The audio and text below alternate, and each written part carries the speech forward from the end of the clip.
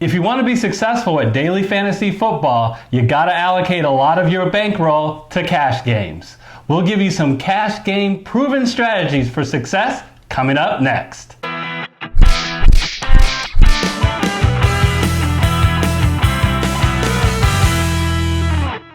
Hello everyone, I'm Eric Lee. And I'm Gary Kurtzman, and we are the Fantasy Football Consultants. Eric, today we're talking about cash games. Just a real brief though background. Fantasy Football Consultants gave the viewers in our weekly videos suggested cash game lineups for all of last year. And you know what, Eric? I am incredibly proud to say that we made money for our viewers 80% of the time last year. On the one hand, it's an incredibly high bar, but on the other hand, I think we can be very proud of that. Yeah, I definitely am. We kind of have two key skill sets for our background. We know numbers. He's a stat major, I'm an accounting major, and we worked in that field for over 20 years. But we also actually understand fantasy football. We've played in fantasy football leagues for over 25 years. Yeah, and you know, we either headed or worked in analytical modeling of Fortune 50 companies for years. Best news is we've retired. We are bringing that analytical modeling acumen to daily fantasy sports to get you the most proven success strategies for cash games. Yes, and we have developed the NFL DFS Master Class.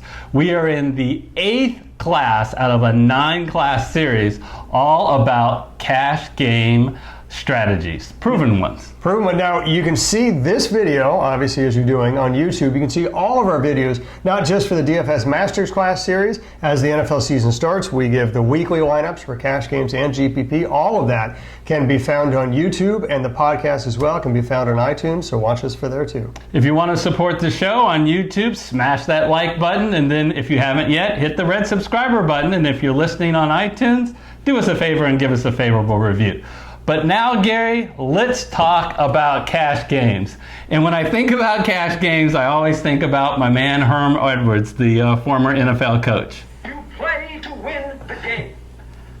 You don't play to just play it. Yeah, you just don't go to cash games and just go, yeah, I'll play this one or I'll play that one. You have to have a strategy for what you're doing. There are two main cash games. There's a 50-50 and a double up. What's the difference? In a 50-50 game, it is, as the name suggests, 50% of the people are going to win. You just have to finish in that 50.1% percentile and you're going to win. The problem is you get 1.8 times payout. So that means they got a 10% rake. Yeah, DraftKings and FanDuel have to take their take. Yeah, that's actually better. That's actually better than the rake that they take for double ups. So for double ups, what does it mean? Well, it means you win double your money, as the name suggests. So it's not a 1.8 payout for you, it's a 2.0 payout for you. The problem is that only 43.5% of the people win. So it's no longer the top 50%. Now you have to be in the top 43.5%. For those of you scoring at home, that's a 13% rake. That's a 13% profit margin for DraftKings and FanDuel. So in other words... So in as simple as this, Gary, you're suggesting because of the higher rake that you'd be better off actually doing a 50-50 rather than a double up. Well, look, I mean, gosh... As you say, it's in the movies, right? Show me the money. Show me the money. Well, you're going to get shown more money if you play 50-50 versus double up. It's that simple. Money's going one of two places, either to the winners or to DraftKings and FanDuel. And since DraftKings and FanDuel is taking less, it's a better option. So in this master class, we kind of separated in two things. One is the thing you have to nail is what contest that you're actually going to play, and then once you pick that contest, making sure you apply the strategies. So we have a full episode on our second class all about picking the right contest. But one quick tip right now we wanted to give you.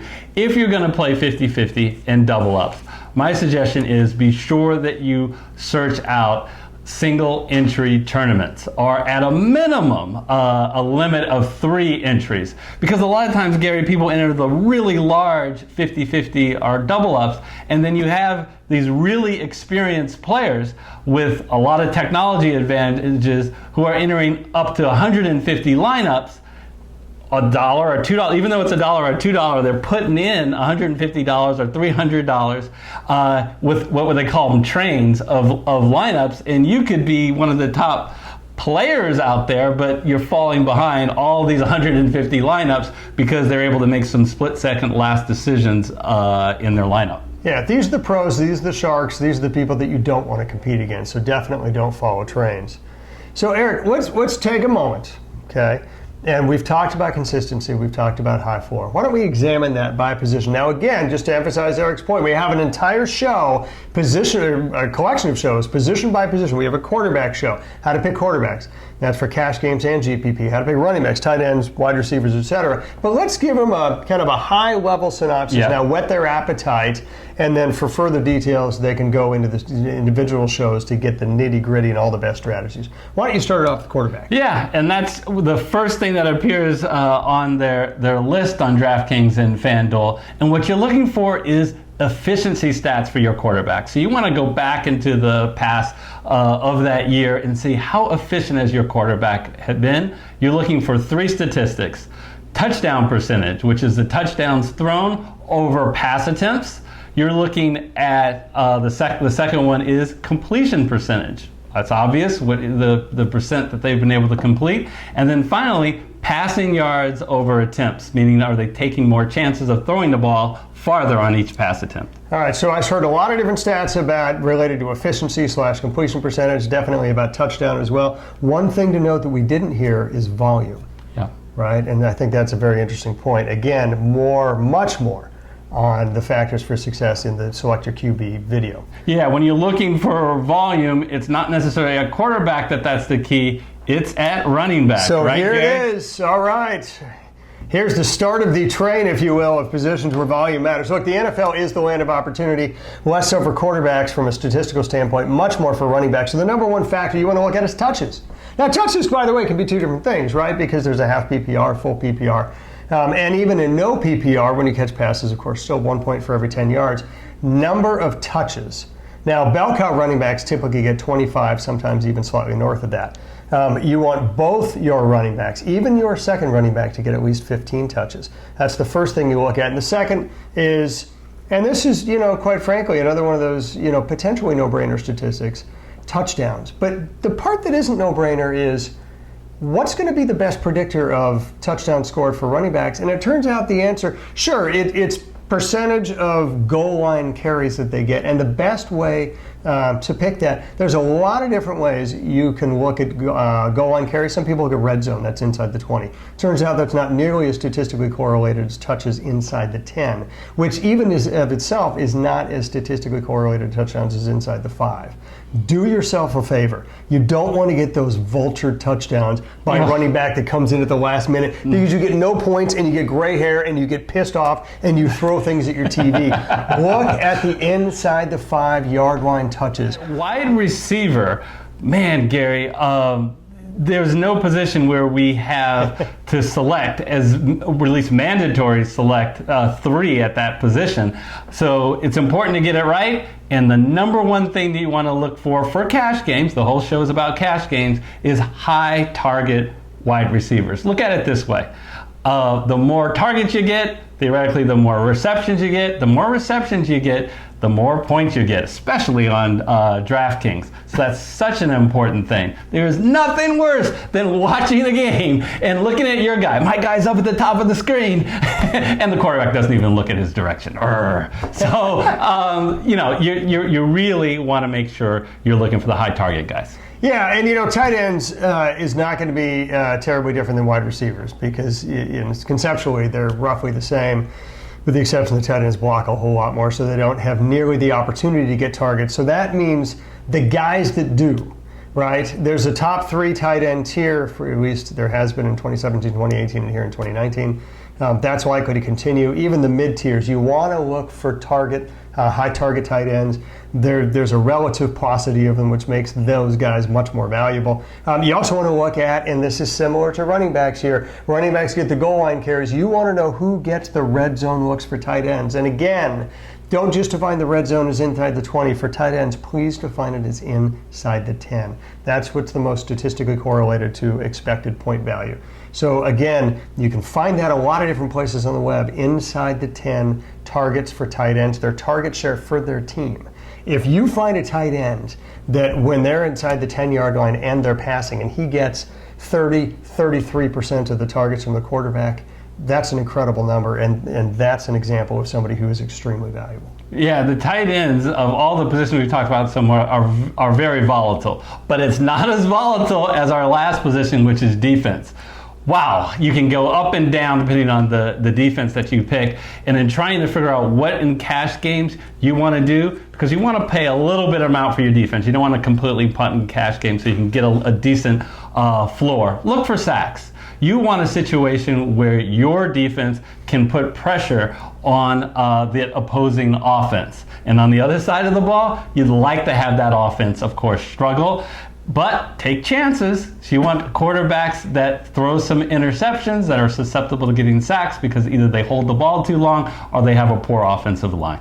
Yeah, and again, what we've done is we've given you a very quick synopsis. Please watch the other videos in our NFL DFS Master Class. We have videos by position that go in much more detail and give you all. This was just a quick synopsis that give you all of the intricacies of the proven strategies that work to get you to be able to pick the best at each position. So Eric, let's quickly switch gears a little bit. We've kind of run over the high level by position. Now, let's talk about broader strategies. And one of the strategies that you hear with DFS, but it's different in cash game. Okay, I hear this strategy in cash game a lot. It's called stacking. And you and I can talk about that in a moment, how it's probably more related to GPP. But first, just define the term stacking, and what are your thoughts on that as it relates to cash games? Yeah, stacking is when you play more than one player in the same game, and sometimes on the same team. So that the theory is that if they are correlated, if one guy goes off, it's more likely than not that other player goes off. So the most common stacking, the one that has the highest correlation, is a QB to its wide receiver 1. Shortly behind that, you have your QB to the wide receiver 1 on the opposing team, or the QB and the wide receiver 2. Yeah, and the thing to remember about stacking as it relates to cash games is, I mentioned this earlier, you want to pick not just the individual players, but as a lineup as a whole. You want to pick the guys that have the highest floor, and here's the key here, the most consistency. If you pick at each position the guys who have the most consistency, most consistently hitting their expected fantasy value given their price, and we talk about this a lot by position in our NFL DFS Master Class, so I won't get into that here. Okay, but if you pick those guys that most consistently hit their value, you will win cash games the vast majority of the time.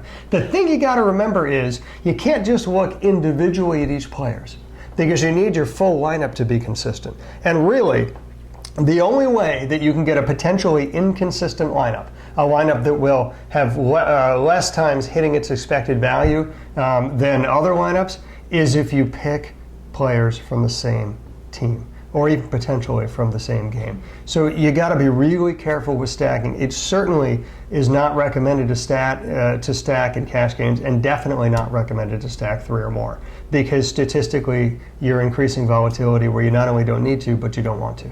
Yeah, so Gary and I may have a slightly different bent on this, but where he's absolutely right is because you want a high floor is if you have a quarterback, for example, that you really like, and then you're looking at 2 wide receivers that you think are about of the same value. One is on the same team as the quarterback and one is on another team. You absolutely do not want to pick the quarterback that's on the same team. In other words, you do not want to stack. But where I think we might have a slight disagreement is if you really believe that there's a great value out there, that you really like this quarterback and you like this wide receiver a lot because you basically think he's been mispriced. So you think that there's a tremendous amount of value there. I personally at times will not shy away from stacking because there's a lot of value there. So again, you can choose what you would like to do, and the reason is, if I think that that's such a great value, there may be somewhere else in my lineup that the player may underperform, and that could potentially save my cash game. Yeah, if you think that there's a mispricing out there, then sure, absolutely take advantage of it, no question about it.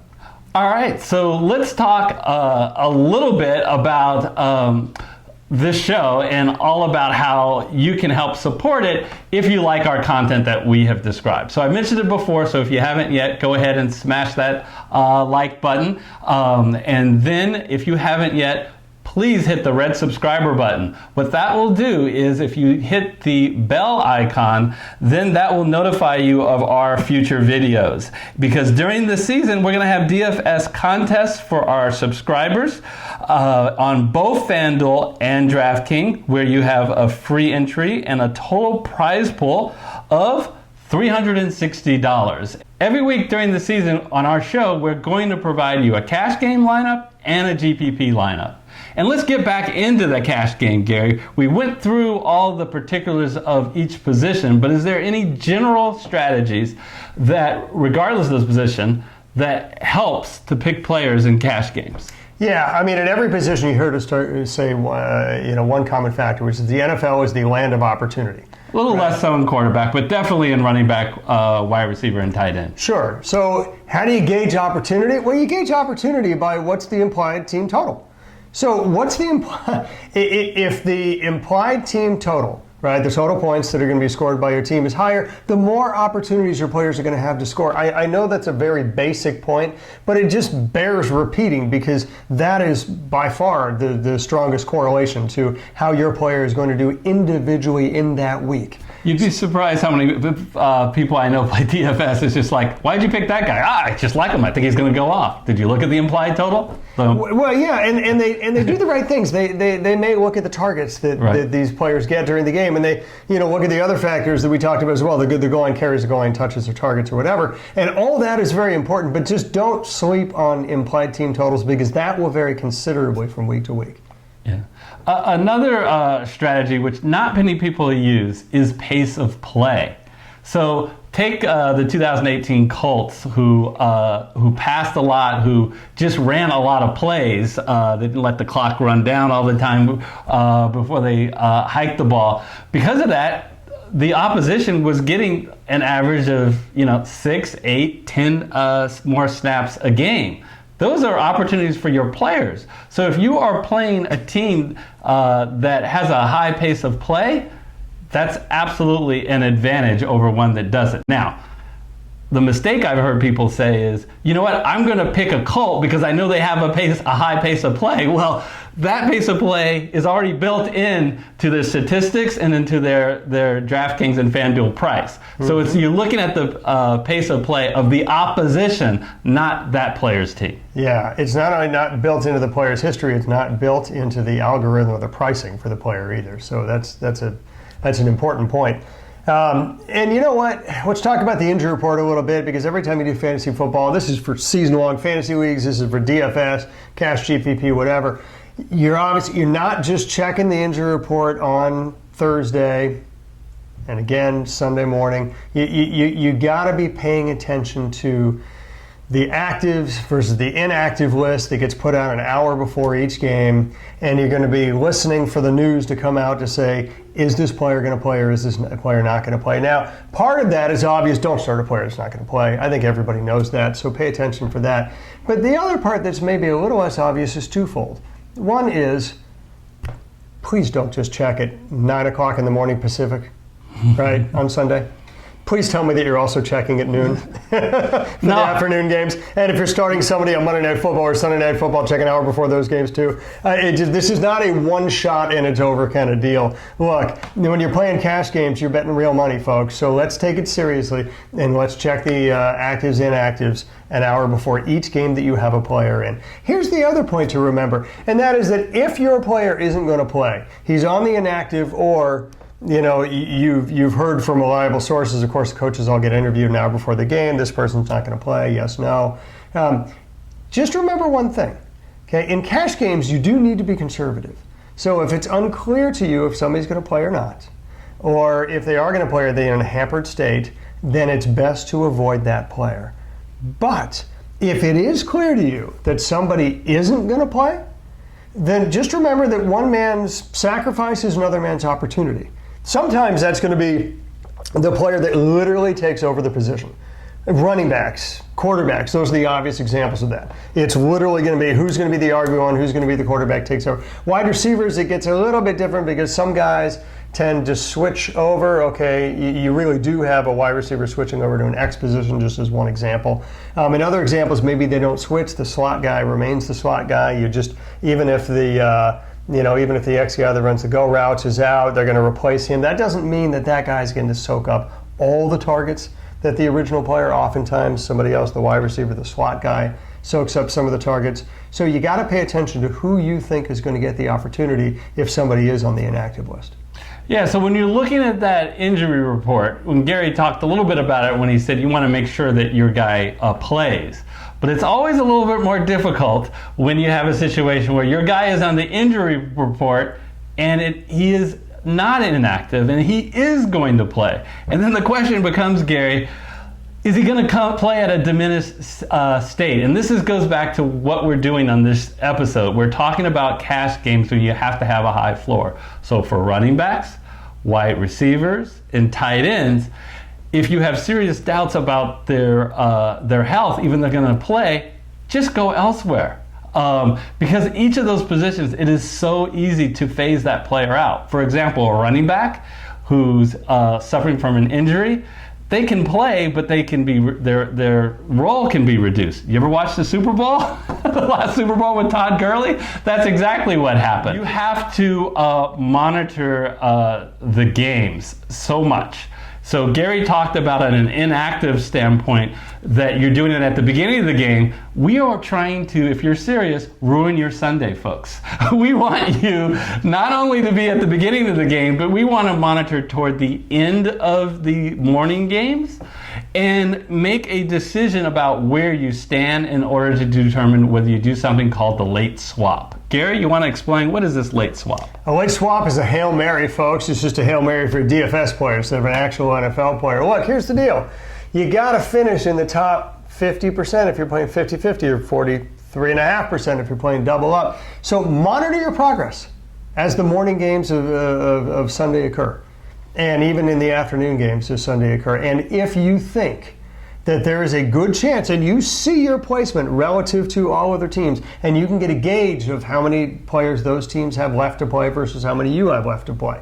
So you can get a decent gauge of, am I likely to be in the money, am I likely to be out of the money? And Eric, I'm telling you, if you're likely to be out of the money, then basically junk a lot of what we have just talked about in this video, because you are in Hail Mary mode and you now need to pick players that have a low ownership percentage. Why? Because you need these guys to hit so you can get back in the race. If you're picking guys that have that have high values, have high ownership levels, it's not going to help you jump back in that 50%. It'll keep you in that top 50% if you're already there, but if you're not, you need to throw a Hail Mary. You can actually do a late swap and substitute players. It's really not that hard to see. You're playing a 50-50 and you're playing, let's say, against 20 people, so you got to be in that top 10.